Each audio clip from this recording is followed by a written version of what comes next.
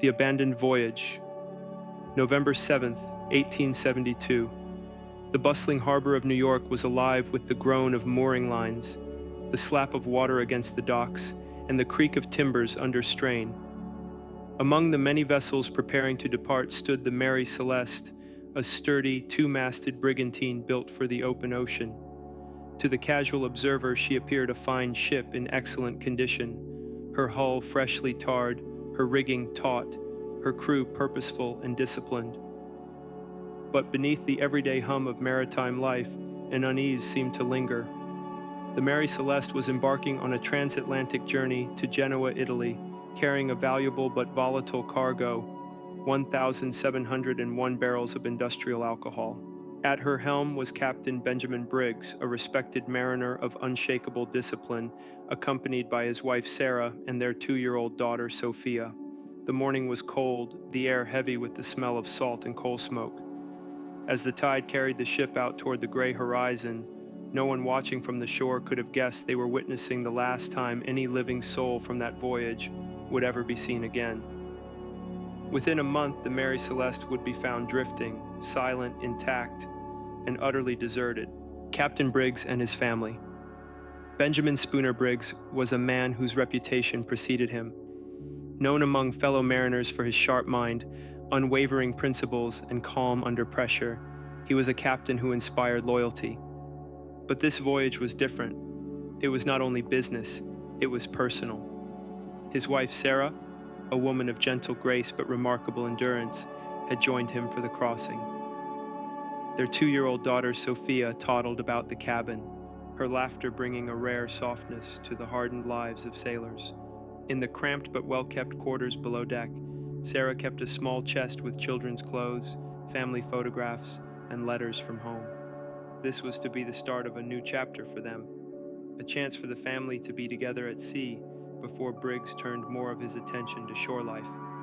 The crew, 7 experienced men from varied backgrounds, treated the captain's family with respect, even fondness. On the evening before departure, Sarah wrote in her diary of the cold but clear weather, the steady mood aboard, and her optimism for the weeks ahead. None could know that the same air of comfort and familiarity would soon be replaced by a silence so complete it would echo for centuries. The cargo of alcohol. Deep within the Mary Celeste's hold, beneath layers of timber and iron fittings, lay the true heart of the voyage's profit, and perhaps its curse. 1,701 barrels of industrial alcohol, sealed tight in heavy oak casks. Their destination, merchants in Genoa, Italy, who would use the liquid for manufacturing and preservation. To the untrained eye, the cargo was harmless, but sailors knew better.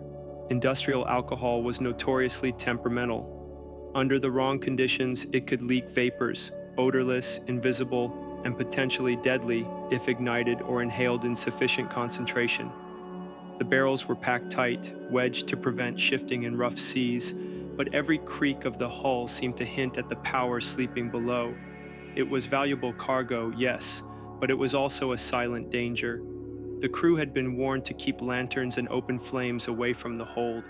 In the weeks to come, investigators would wonder whether these barrels played a role in the mystery. Did they leak? Did fumes rise unseen into the air? And if so, what sudden terror might have driven everyone from the ship into the open sea? For now, the barrels sat unmoving in the darkness, their staves swollen from the Atlantic damp, waiting. On the open sea, once beyond the sight of land, the Mary Celeste was swallowed by the vast Atlantic. Days passed with the rhythm of the waves, the creak of timbers, the slap of canvas in the wind, the constant hiss of water along the hull. The crew settled into routine. The ship's log recorded steady progress, with the vessel averaging over 100 miles a day. To the men aboard, it was an unremarkable voyage so far, weather fair, winds moderate. Yet the ocean always carries an undercurrent of menace, even on its calmest days. The horizon stretched endlessly in every direction, the sky a dome of shifting gray and blue. At night, the sea transformed into a black void speckled with cold, indifferent stars. The smallest disturbance, a change in the wind, a distant swell, was noted with care. No one could know what the days ahead would bring. Somewhere, over that same endless expanse, the Dei Grazia sailed her own course, two fates slowly converging, though neither crew could yet see the other. Out here, there was no law but nature's, and nature can turn without warning.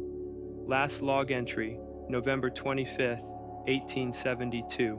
Latitude 37 degrees 1 minute north, longitude 25 degrees 1 minute west.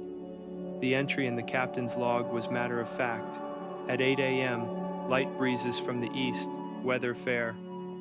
Ship making good headway. Nothing unusual. No note of distress. No warning of trouble ahead. It was the final record from Captain Briggs, written in his steady hand. The ink had dried before the true nightmare began.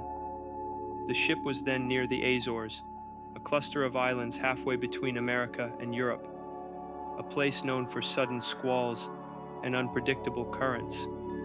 Some later suggested this was when trouble first stirred, perhaps a sudden waterspout on the horizon, perhaps a faint scent of fumes rising from below, or perhaps nothing at all. Just an ordinary day, ordinary until the moment it wasn't. When the logbook was found days later, investigators searched for hidden meaning in the captain's words, but found none. It was as though life aboard had been perfectly normal, right until it ceased entirely. The next entry would never be written. The Unnatural Drifter, December 4th, 1872. The North Atlantic lay calm beneath a muted winter sky. Aboard the British brig Dei Grazia, first mate Oliver Devoe scanned the horizon. Then he saw it. A lone ship, sails partially set, moving erratically as though no one steered her. Through the spyglass, the vessel appeared in fair condition, yet something about her motion was wrong, hesitant, wandering, almost reluctant. As they closed the distance, the name on her bow became clear: Mary Celeste. There was no response to hails, no signal flag, no movement on deck. Captain Morehouse ordered a boarding party. When they climbed the rail, the silence struck them first.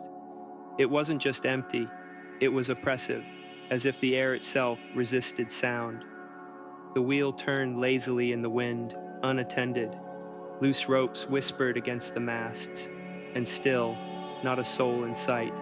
A ship in perfect condition, save for one detail: it had been utterly, inexplicably abandoned. The ghost ship search.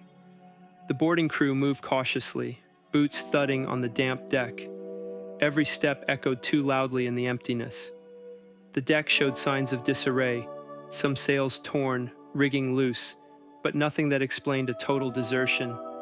The galley still held food supplies, and in the captain's quarters, the furniture was neatly arranged. A sewing machine stood open, half a garment still in place. The logbook rested on a desk, the last entry over a week old. The ship's lifeboat was gone, along with the sextant and chronometer, essential tools for navigation. Below deck, the air grew damp and cold.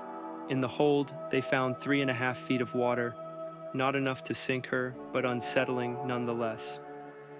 Barrels of alcohol were intact, though some staves showed signs of leakage. Personal possessions, clothes, boots, even a child's toys, were left behind, as if everyone had stepped away for only a moment. Yet the silence told a different story. They were not coming back. Theories at sea. The crew of the Dei Grazia could only speculate as they guided the Mary Celeste toward Gibraltar. Some whispered of a sudden squall or a waterspout, the kind that could terrify even seasoned sailors. Others suspected an explosion risk from alcohol vapors, a sudden invisible danger that might have forced the captain to evacuate. A few suggested darker possibilities: piracy, mutiny, even supernatural intervention. But no signs of struggle were found, no valuables taken, no blood on deck. The abandoned lifeboat seemed the only clue. Why would Captain Briggs risk the open ocean in a small boat when the Mary Celeste herself was seaworthy? Each man aboard felt the unease grow daily. as if the ship carried something unseen with it. At night, the timbers groaned, and the wind moaned through the rigging like a voice calling from nowhere. Even hardened sailors began to quicken their steps when alone on her decks. The Gibraltar Inquiry. When the Mary Celeste arrived in Gibraltar under tow, she was greeted not with relief, but suspicion. The Vice Admiralty Court opened an inquiry to determine whether the ship had been abandoned for fraudulent gain. Salvage law was strict. If foul play was suspected, the De Gracia's crew could be denied their reward. Witnesses described the ship's strange condition, seaworthy, well-provisioned, but with her lifeboat and navigational instruments missing. No one could explain why an experienced captain like Briggs would desert a safe vessel. The court heard endless theories: leakage of alcohol fumes, sudden fear of explosion, the possibility of mutiny or piracy. Yet no firm evidence supported any one story. The judges concluded only that the crew had vanished in some extraordinary and inexplicable manner. The Mary Celeste was released to continue service, but her name was now whispered with unease in every port. Sailors muttered that she was cursed, a ship that carried an invisible shadow across the sea. Legacy of a phantom. Long after the Gibraltar Inquiry, the mystery of the Mary Celeste refused to fade. The ship continued to sail under new captains, but none could escape her reputation. Some claimed to hear footsteps on empty decks at night, or see lantern lights swaying in deserted cabins. Others spoke of dreams filled with cold ocean spray and distant cries. In 1885, her final voyage ended in deliberate wreckage, run aground for insurance fraud. Yet even then, whispers persisted that she had been doomed long before. The fate of Captain Briggs, his family, and the crew remains one of maritime history's most enduring enigmas. No body was ever found, no definitive explanation ever proved. Historians continue to debate the case, but for many, the truth matters less than the shadow it casts. The Mary Celeste has become more than a ship. She is a symbol of the ocean's power to keep its secrets. Somewhere beneath the rolling waves, the answer may rest still, locked away in the cold silence of the deep.